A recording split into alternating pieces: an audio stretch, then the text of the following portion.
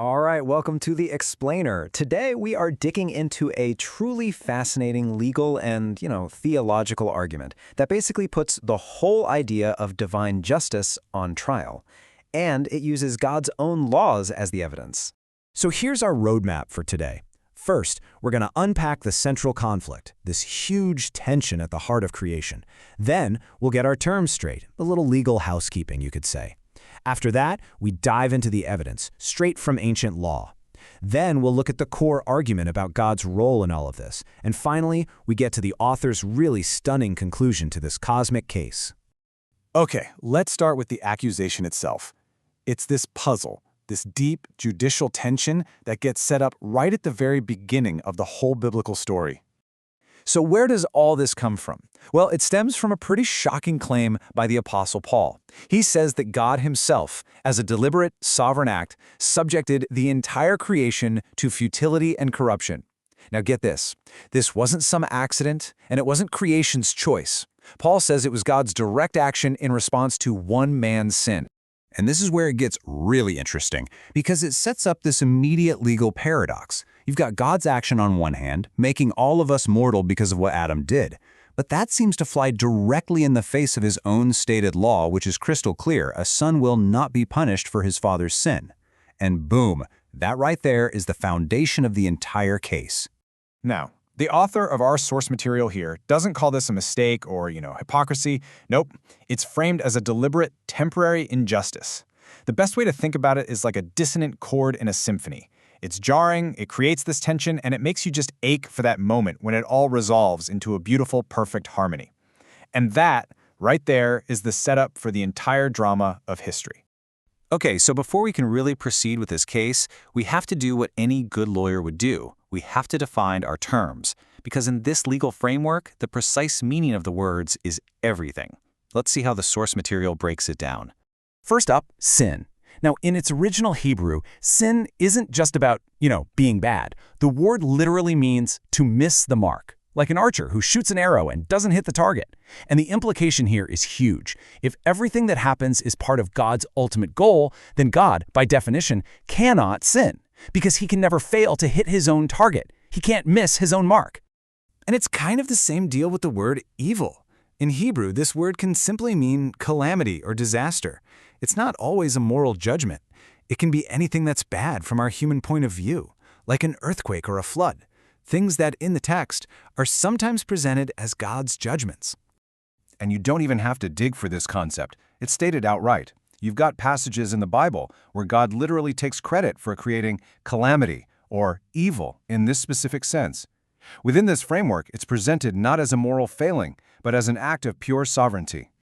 All right, let's head into the courtroom. It's time to look at the evidence. We're going to examine 4 specific liability laws from the Old Testament, which are being presented here as direct evidence for God's own accountability. First up, Exhibit A, the law of the open pit. This one is all about negligence. It's about creating a dangerous situation and being responsible for what happens next, even if you didn't directly push anyone in. The law is pretty straightforward here. If you dig a hole and you don't cover it up, you are legally on the hook for whatever falls in. You didn't force the ox into the pit, but because you created the hazard, it's on you to make it right. It establishes this powerful principle of ultimate ownership and responsibility. So, applying this logic, the argument goes something like this. By putting the tree of knowledge in the Garden of Eden, God essentially opened a pit and left it uncovered. When humanity fell into it, God, as the owner of that pit, became legally liable, according to his very own law. Next up, Exhibit B.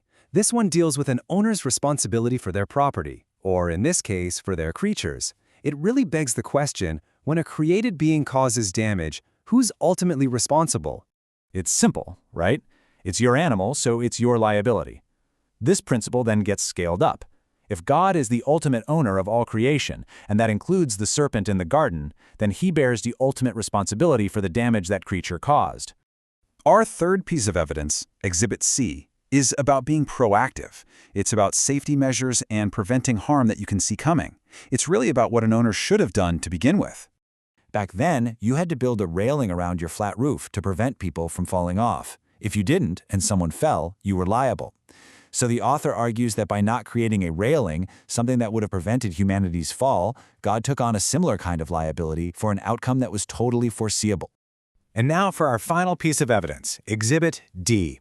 This law is about knowingly failing to restrain a creature you know is dangerous. And let me tell you, this one really ups the stakes. Wow, this one is powerful. If an owner knows their ox is dangerous, has been warned, and does nothing to restrain it, they are held fully responsible. They could even share the death penalty.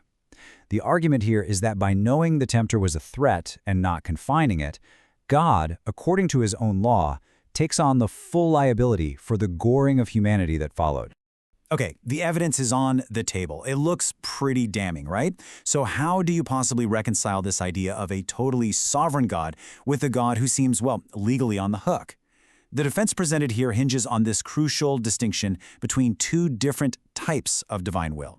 It all comes down to two Greek words. First, you have thelema. That's God's revealed will, the command he gives out loud, like, do not eat the fruit. But then there's boulema. That's God's secret, sovereign plan for all of history.